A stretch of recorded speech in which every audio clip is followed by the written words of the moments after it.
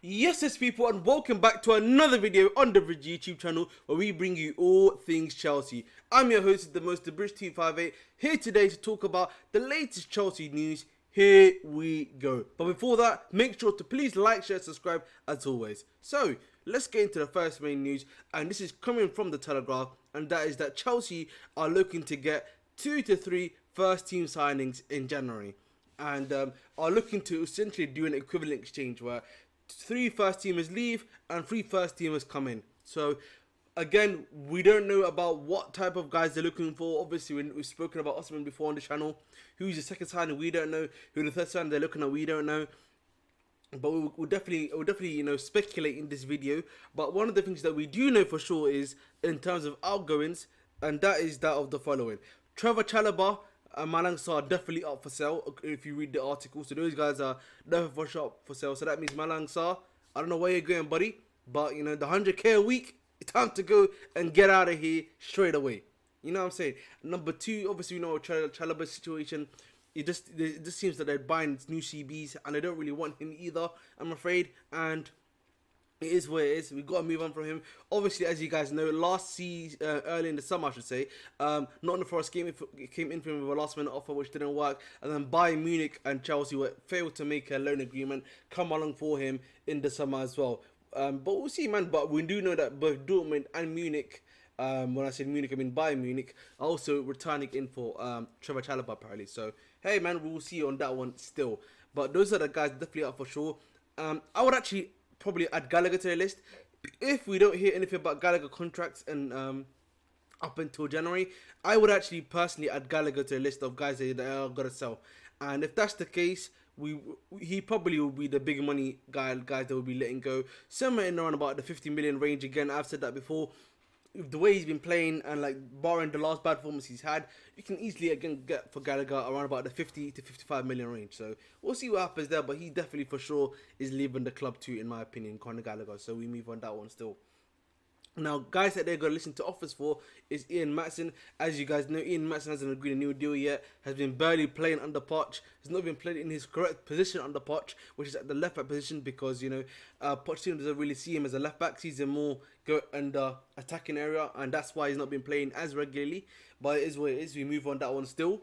But yeah, man, so he's definitely going for sure. Apparently, he himself have been in contact with Burnley and with the manager company for quite a while. So hey ho, man, we've got to see what happens there too. But again, it's a very interesting scenario when it comes down to it at the end of the day. So there's definitely something there that's going on for sure. So there we go. So those are the guys that we'll listen to offers for. Now, in regards to guys that may be definitely on the way, Armando Broja.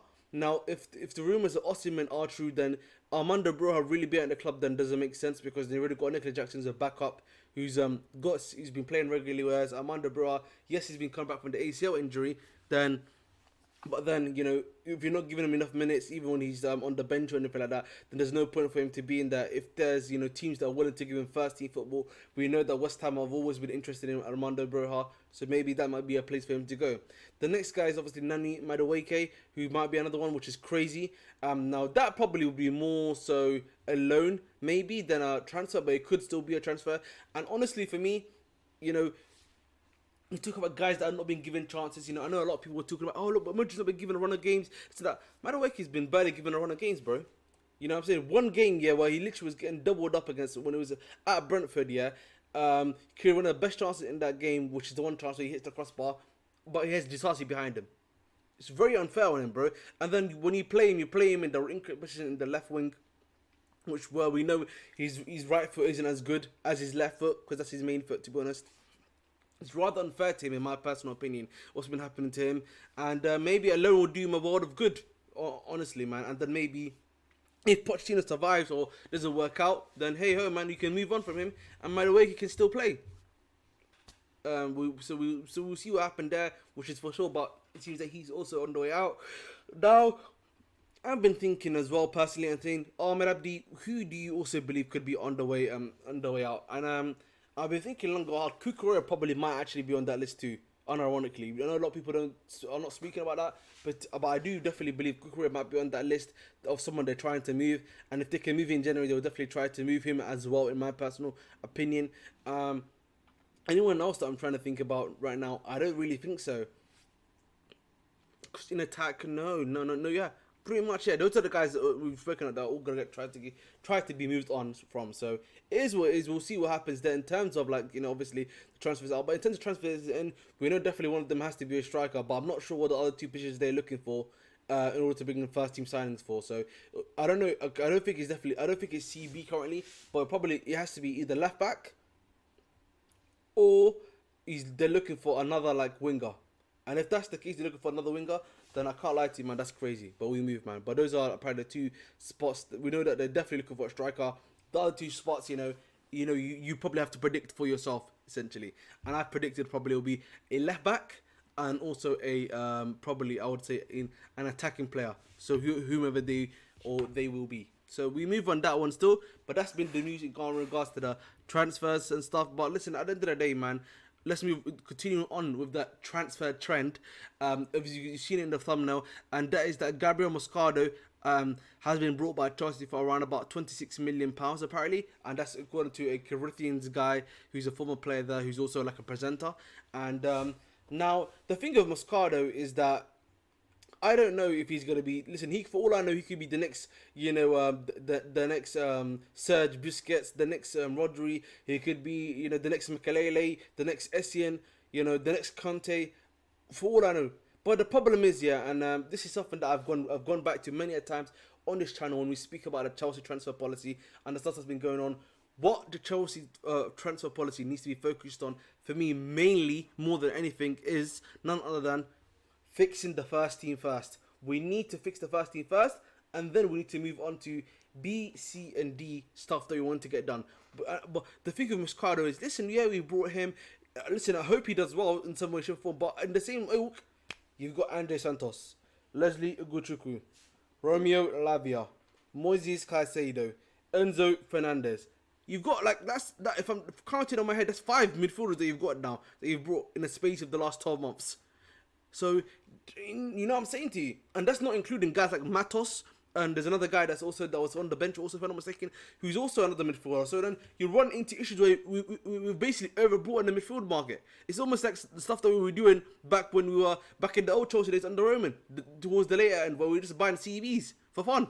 You know what I mean? We just had an addiction to the CVs. So it's kind of crazy, man, honestly. But for me, hopefully, yes, he does well and everything like that. But we need to be focusing on first team issues. That's all it is, man. I don't know why people I know that some people are like, I feel like, many a fan are trying to hate on it, but it's not, bro, because we need the first team signings, and the first team signings are not coming, and the first team signings that have been signed are projects. So here's what it is, man. But I'm not really too moved on this one still. I'll be extremely real on that one.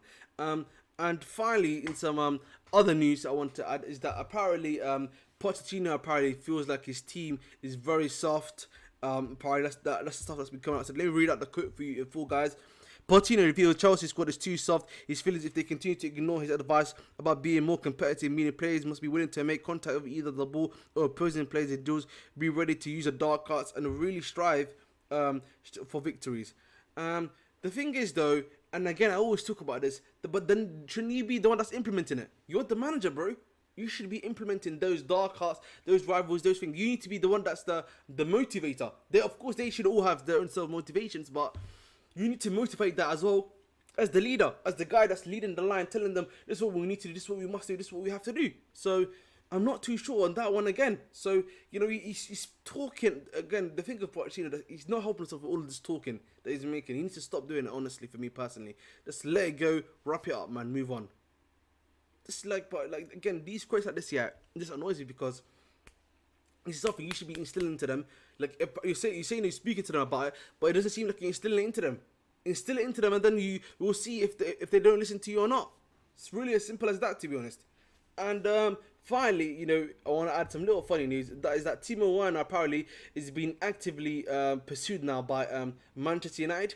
So, yeah, man, it's very funny. Good luck to Timo. Hopefully, you could do